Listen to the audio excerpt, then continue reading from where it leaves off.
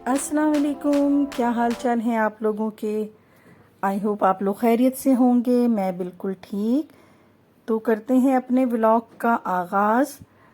तो आज जो है वो मेरा मन था कि मैं आज पूरी ज़रा डिटेल में सफाई करूं। होता है ना कभी कभार ऐसा कि ना आज ज़रा तफसील से सफाई करनी है, काफ़ी डिटेल में सफाई करनी है। तो बस यही सोच के ना मैं लग गई, मैंने डस्टर उठाया और सफाई में लग गई, क्योंकि रोज़ के हिसाब से ना इतनी गंदगी आती है, इतनी डस्ट आती है घर में। आजकल समझ नहीं आ रहा है कि मैंने वैसे औरों से भी पूछा तो सब यही कह रहे हैं कि उनके घर में भी ना बहुत ज़्यादा डस्ट आ रही है। और ये कुछ वाइट वाइट कलर के रेत जैसे हैं। ये समझ तो मुझे भी नहीं आ रहा है कि पहले इतनी जल्दी जल्दी ना घर नहीं गंदा हुआ करता था, लेकिन अब तो बहुत ही ज़्यादा गंदगी है, डस्ट इतनी आ रही है। शायद वजह यह है कि दरख्त वगैरह बिल्कुल नहीं है कराची में। तो जैसे कि पता है कि ब्रिजेस बनते हैं या अंडरपास जब बन रहे होते हैं ना, तो सारे दरख्त ही काट देते हैं। हालांकि दूसरे और जो एडवांस कंट्रीज़ हैं वहाँ तो ये होता है कि वो दरख्त बाकायदा जड़ समेत निकाल के और उसको कहीं और शिफ्ट कर दिया जाता है। तो बहरहाल ये तो पाकिस्तान है, तो यहाँ अभी इतनी टेक्नोलॉजी आई भी नहीं है। और देखते हैं फिर ये टेक्नोलॉजी कब आएगी। मतलब दुआ तो हमारी ये है कि हम बिल्कुल ही सारे दुनिया का मुकाबला करें, चांद पे जाएं और अपने दरख्त को उखाड़ के जो है उन्हें ज़ाया करने के बजाय उन्हें कहीं और शिफ्ट कर दें। तो बहरहाल तो ये सारी चीज़ें तो घरदारी के अंदर आती हैं और घर वाली ही साफ़ करती है। तो मेरी मेड भी आ चुकी थी और हेल्पर है वो मेरी। वाकई उसके साथ जो है ना वो काम करना मुझे बहुत आसान हो जाता है। इस वक्त डस्ट भी अच्छी खासी नज़र आ रही है, हालांकि खिड़की वगैरह बिल्कुल ही बंद हैं और सारी चीज़ें खिड़की दरवाजे बंद ही रखती हूँ मैं, क्योंकि इस फ्लोर पे ऐसा सच रिहाइश नहीं है। मतलब है तो बेटा भी जा चुका है, बेटे का कमरा है, लेकिन वो भी नहीं है यहाँ पर। और जो बाकी बेडरूम थे वो हैं, तो वो हमने इसलिए बनाए थे कि चलो यहाँ पर बच्चे बच्चे आते हैं, रिश्तेदार आते हैं, उनके लिए भी इस तरह से कमरे वगैरह हैं ऊपर। लेकिन रिहाइश हमारी ऐसा सच नहीं है। लेकिन जब इतना सामान होता है ना तो उसकी सफाई सुथराई का भी ख्याल रखा जाता है। तो वजह यही है कि रोज़ के हिसाब से मैं अपने हर फ्लोर पे जाती हूँ और तमाम के तमाम जो 3 फ्लोर्स हैं ना उसकी सफाई कर रही होती हूँ। तो कभी कभार जो है वो मुझसे इस तरह का भी हो जाता है, मिस हो जाता है कि मैं चलो इस फ्लोर पे ज़रा कम कम ही आती हूँ, 1-2 दिन बीच में गैप भी कर लेती हूँ। तो यहाँ पर काफ़ी बहुत ज़्यादा डस्ट थी, काफ़ी भी नहीं, इतनी डस्ट थी कि इनको जो है ना बिल्कुल सफाई की बहुत ज़्यादा आज ज़रूरत थी। तो मैं काफ़ी डिटेल में ही सफाई कर रही थी और घर की धुलाई कर रही थी जो मेरी हेल्पर है। तो यहाँ पर मैं बालकनी में आ गई थी और मैं दरख्तों को देख रही थी कि माशाल्लाह वो नए पत्ते निकल रहे थे, हरे हरे, और बहुत ही प्यारा सा लग रहा था ना ये। तो हरियाली देख के वैसे ही आंखों को काफ़ी तरावट होती है तो इस वक्त जो है ये गर्मी में दरख्तों को देखना बहुत अच्छा लग रहा था। यही वजह है कि दरख्त को नहीं काटना चाहिए। दरख्त अगर हों तो घर भी काफ़ी ठंडे रहते हैं और वो डस्ट सर्कल भी होते हैं। तो जनाब सफाई के बाद जो है आज, क्योंकि जुमरात है तो खीर का भी दिन है और मैं खीर बनाने लगी थी। तो खीर भी एज सच मैं उसी तरीके से बना रही हूँ जैसे बनाती हूँ, क्योंकि ये वाली खीर जो है ना मैं जहाँ भी भेजती हूँ उन्हें इतनी पसंद आती है, जो मतलब शुगर को कैरेमलाइज कर देते हैं ना। तो यहाँ पर बस मैं यही कर रही थी और सफाई करते हुए इतना टाइम हो गया था आज के मैंने ना आज वैसे कोई ख़ास कुकिंग नहीं की। तो क्योंकि हम बस 2-3 ही लोग थे तो मैंने जो है ना कचौरियाँ मंगा ली थी। हाँ जी, ये आमना है छोटी वाली जो कॉलेज में अपने गिर गई हैं और हाथ की 2 उंगलियां जो है ना वो हड्डी उसकी डिसलोकेट हो गई है। तो इसके लिए जो है ना उन्हें प्लास्टर कर दिया है और अब मैं अपने हाथों से उन्हें खिला रही हूँ, क्योंकि वो सीधा ही हाथ है तो इसलिए थोड़ा खाने पीने में ना प्रॉब्लम हो रही है। तो इसलिए मैं उन्हें भी यहाँ पे खिला रही थी और साथ में चाय भी पी रही थी। और बस ये थोड़ा सा टीवी का टाइम था तो मैं टीवी भी देख रही थी। यहाँ पर जो है ना ये बस खीर मेरी तैयारी हो गई है, क्योंकि ये इस तरह से ना कैरेमलाइज करने की वजह से दूध का कलर भी बहुत अच्छा आ जाता है और दूध में टेस्ट भी बहुत अच्छा आ जाता है। इस तरह अगर दूध पीना भी चाहें और इस तरह से दूध बना लें ना कैरेमलाइज, तो वो बहुत ही अच्छा हो जाता है। तो बस यहाँ बातों ही बातों में जो है मेरी खीर भी तैयार हो गई है। और अब बैठकर मैंने कहा कि मैं भी ज़रा एक धोने वाले ले लूँ और शाम की चाय पी लूँ। बिकॉज़ आज जो है ना वो इतनी थक गई थी मैं, पूरे ऊपर से लेके नीचे तक, यानी कि 3 फ्लोर की सफाई करना, क्योंकि हेल्पर भी सफाई कर रही होती है लेकिन साथ मैं भी उसके लग जाती हूँ, तो काफ़ी अच्छा हो जाता है। हम काफ़ी डिटेल में और सारी चीज़ें हटा हटा कर ना हम लोग कर लेते हैं फिर काम। तो बस चाय पी रही थी और इस वक्त जो मेरा एक ड्रामा टाइम होता है थोड़ा सा, इस वक्त ही बैठ के हम लोग गपशप भी लगाते हैं और चाय भी पीते हैं। जाना है आज हमें अपने कज़न के बेटे की, आज मायू है, तो आज वहाँ जाना है। तो उसके लिए मैंने ये सोचा कि पहले मैंने बेटी से पूछा कि आज मैं कौन सा सूट पहनूं, तो बेटी ने मुझे कहा कि ये वाला पहने। मैंने कहा चलो सही है, ये जकार्ड का सूट है और देखने में इतना हैवी लगता है, हालांकि ये मेरे ख्याल में कोई लॉन जैसा मटेरियल है, तो बहुत ही अच्छा सा है ये। और इसके साथ दुपट्टा भी ऑर्गेन्जा का ही है, तो थोड़ा सा ये फैंसी लुक भी देता है। तो मैंने कहा चलो फिर मैं यही पहन लेती हूँ। तो जाना था और करीबी हॉल है, तो बस मैं और मेरी बेटी ही जा रहे थे आज।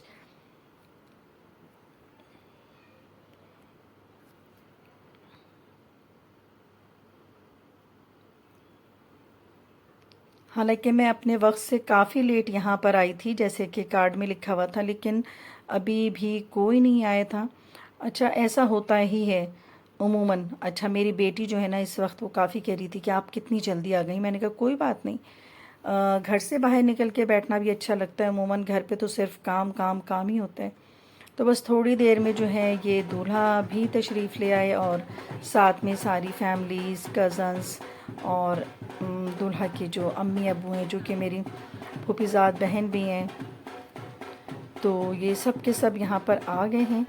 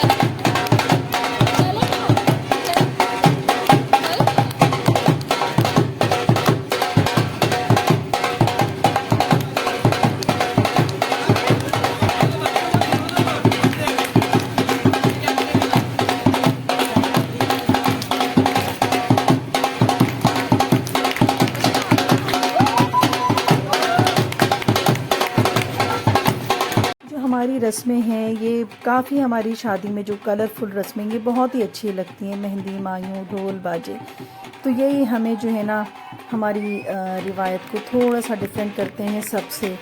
तो ये बहुत ही अच्छा लग रहा था, यहाँ पर बहुत इंजॉय किया और ज़ाहिर है यहाँ बहुत ही अच्छा लग रहा था इस वक्त। और यहाँ बस रस्मात भी कर ली गई और इसके थोड़ी देर बाद जो है खाना भी खा लिया। साथ सिर्फ मैं और मेरी बेटी थे, तो फिर हम लोग जो है, तो हम लोगों ने यही सोचा कि फिर हम लोग जल्द ही यहाँ से निकल जाते हैं। हालांकि फंक्शन तो इतनी रात तक ही जारी था, तो बस खाना वाना खाकर हम लोग घर की तरफ निकले, क्योंकि नेक्स्ट डे जो है वो 12 रबी अव्वल भी था और सुबह से टीवी पे नातें आ रही थी जो मैं देख रही थी।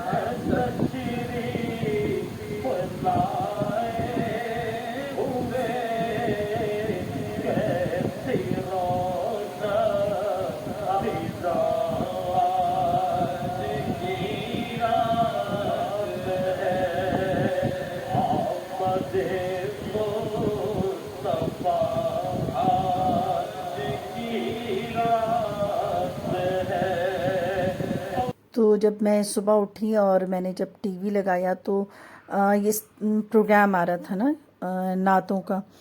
तो ये बहुत ही अच्छा लग रहा था, तो मैंने सुबह से ही टीवी ऑन कर लिया और नातें भी सुन रही थी। और हुज़ूर सल्लल्लाहु अलैहि वसल्लम की पैदाइश के हिसाब से बहुत अच्छे प्रोग्राम भी आ रहे थे। मौलाना तारिक जमील के भी प्रोग्राम आ रहे थे जिनको मैं सुन रही थी।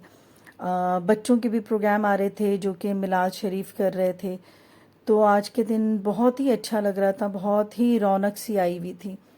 तो बस मैंने अपने नाश्ते में आलू के पराठे थे जो कि मेरी भाभी ने मुझे रात ही दिए थे। तो रात चूँकि मैं दावत में थी तो मैंने कहा चलो सुबह मैं इन्हें बस इसी तरह तवे पे मैंने गरम कर लिया और अपने लिए चाय बना ली।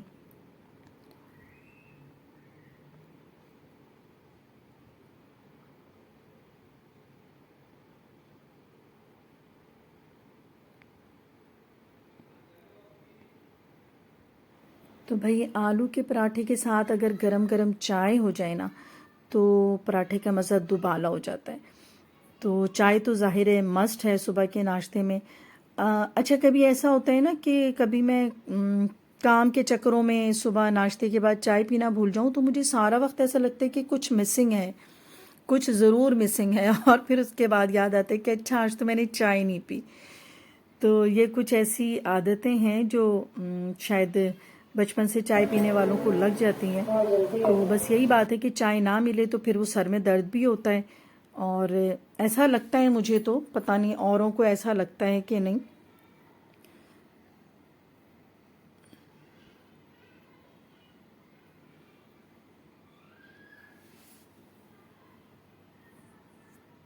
तो भाई जब मैं यहाँ पर अपने लिए चाय और नाश्ता लेकर बैठी तो टीवी पर जो है वो बहुत ही अच्छे नातों का एक प्रोग्राम आ रहा था और साथ में मौलाना तारिक जमील की भी एक प्रोग्राम आ रहा था। हर चैनल से कुछ ना कुछ आ रहा था और ये मैं सुन रही थी। इसहाक की रजा दो, याकूब की बशारत दो, यूसुफ का हुस्न जमाल दो, मूसा का जादो जलाल दो, यूशा का जहाद दो, दानियाल की मोहब्बत दो, इलियास का वकार दो, साले की फसाहत दो, लूत की हिकमत दो, अयूब का दिल दो, दाऊद की शीन जबान दो, यूनुस की इताअत दो, यहया की पाकदानी दो, ईसा का ज़ुहद दो, वअग़नसूहु फी अख़लाक़ नबिय्यीन, और तमाम अंबिया को जो दिया है इस बच्चे के सीने में उतार दो। आधे घंटे में 1.25 लाख नबियों का इल्म और फिर उसके बाद इल्म की परवाज़। इतनी बड़ी हस्ती के पैगाम ठुकरा कर हम कैसे किनारे लग सकते हैं? कौन सा वकील है जो कहता है सच बोलोगे तो मुकदमा जीतोगे, सच बोलेंगे तो मुकदमा जीतेंगे? हर एक की ताजब से पूछो। दिन तो आज बहुत ही मुबारक है, 12 रबी अव्वल। तो इस हिसाब से मैंने सोचा कि मैं ना मीठे चावल यानी जर्दा जिसको कहते हैं मैं वो बना लेती हूँ। तो छोटी बेटी की फरमाइश, जैसे कि सबको ही पता है कि उसको कुछ भी नहीं चाहिए सिवाय चने वाली बिरयानी के। तो मैंने कहा चलो मैं वही बना देती हूँ, क्योंकि आमना ने पहले ही कह दिया था और वो बेचारी हाथों में भी तकलीफ़ है। तो ऐसे में बच्चों के बहुत ज़्यादा लाड उठाए जाते हैं, तो उस हिसाब से खैर मैं उसकी तो वैसे ही बहुत लाड उठाती हूँ। तो यहाँ पर मैं उसके लिए जल्दी जल्दी चने वाली बिरयानी बना रही थी और इसके बाद मैंने सोचा हुआ था कि मैं ज़र्दा भी बना दूँगी। तो चने की बिरयानी की सच रेसिपी तो वही है कि मैंने पहले प्याज ब्राउन किया है, साथ में टमाटर चॉप करके डाल दिए, फिर उसके बाद ड्राइड मसालों में नमक, पिसी धनिया और कुटी मिर्च ये डाल के मैं थोड़ा सा मैंने भुनाई की। उसके बाद मैंने आधा ही पैकेट मेरे पास बिरयानी मसाला था वो डाल दिया मैंने इसमें, और आधे पाव दही डाल दी इसके अंदर। और इसके बाद मेरे पास क्योंकि वाइट वाले जो चने होते हैं, काबुली चने जिन्हें कहते हैं, तो वो बॉईल करके ही मैं रखती हूँ। तो ये बॉइल्ड होते हैं तो बहुत जल्दी खाना बन जाता है। समझें कि ये 15 से 20 मिनट में ये बिरयानी तैयार हो जाती है। बहुत ही क्विक रेसिपी होती है इसकी और क्विक ही ये ना बन भी जाती है बिरयानी। तो ये इतनी ही जल्दी मैं काम कर रही थी और जल्दी में जो है वो मेरा हाथ पूरा जल गया, क्योंकि वो गरम गरम वो बिरयानी का जो ढक्कन होता है ना वो रखा हुआ था और बेध्यानी में मेरा पूरा हाथ जो है ना उसके साथ बिल्कुल चिपक गया और काफ़ी। तो मैंने जल्दी से फिर जो है इसमें पेस्ट लगा दिया कि आंवले ना बन जाएं, फिर वो बहुत ही तकलीफ़ भी देते हैं और बहुत बुरा सा भी हो जाता है। तो मैंने इस पे, जैसा कि मैंने सुना है कि जब जल जाए तो फ़ौरन ही पेस्ट लगाते हैं, तो मैंने इसमें पेस्ट लगा लिया। अच्छा जी, बिरयानी के साथ साथ मैं सैलड भी बना रही थी, तो दही के अंदर मैंने थोड़े से काला नमक डाला और अपना जो सॉल्ट होता है वो डाल दिया है, और इसमें बारीक बारीक प्याज और खीरा भी डाल दिया इसमें। तो ये वाले सैलड जो है ना वो मेरी बेटियों को बहुत पसंद है, तो आज मैंने साथ ही यही वाली सैलड बना दिया है।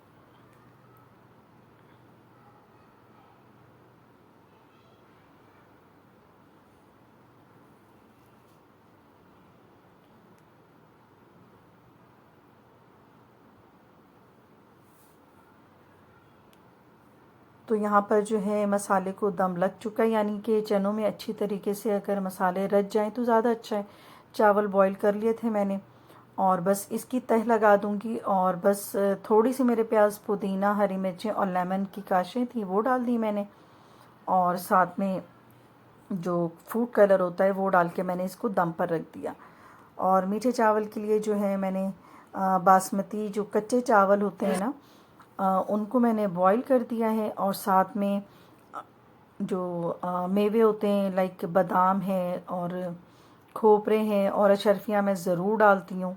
तो इन चीज़ों की मैं यहाँ पर बैठ के कटिंग कर रही थी, और साथ टीवी के प्रोग्राम भी देख रही थी मैं आज।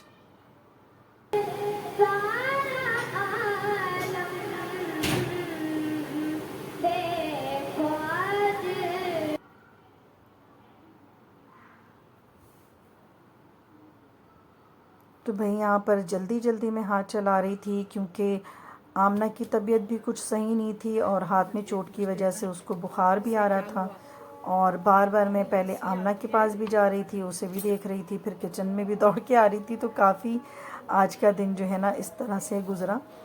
तो यहाँ पर मैंने चावल बॉईल कर लिए हैं, और साथ में जैसे कि आधे किलो चावल है तो मैंने इसके अंदर शुगर भी आधा किलो ही डाल दिया है, या उससे कुछ कम डाला है मैंने।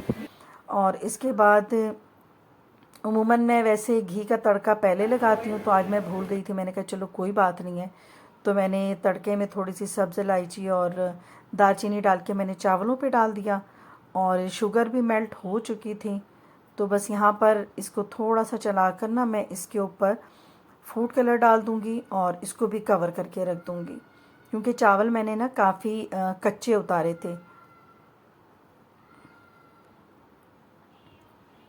यहाँ पर मेरे चावल तैयार हो चुके थे, और इस वक्त मैं अपनी मेड को खाना दे रही थी कि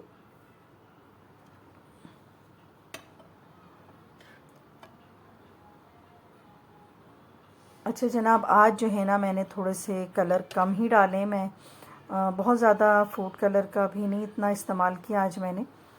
तो मुझे ये कलर थोड़ा अच्छा लग रहा था, थोड़े से वाइट और थोड़े से ऑरेंज कलर। बस यहाँ पर अब मैं इन चीज़ों को डेकोरेट कर दूँगी, और आज का व्लॉग भी यहीं पे ख़त्म करूँगी। तो आप लोगों को मेरा ये आज का व्लॉग कैसा लगा, ज़रूर लाइक कीजिएगा, शेयर कीजिएगा, सब्सक्राइब भी मस्ट है। इजाज़त चाहूँगी। अल्लाह हाफिज़।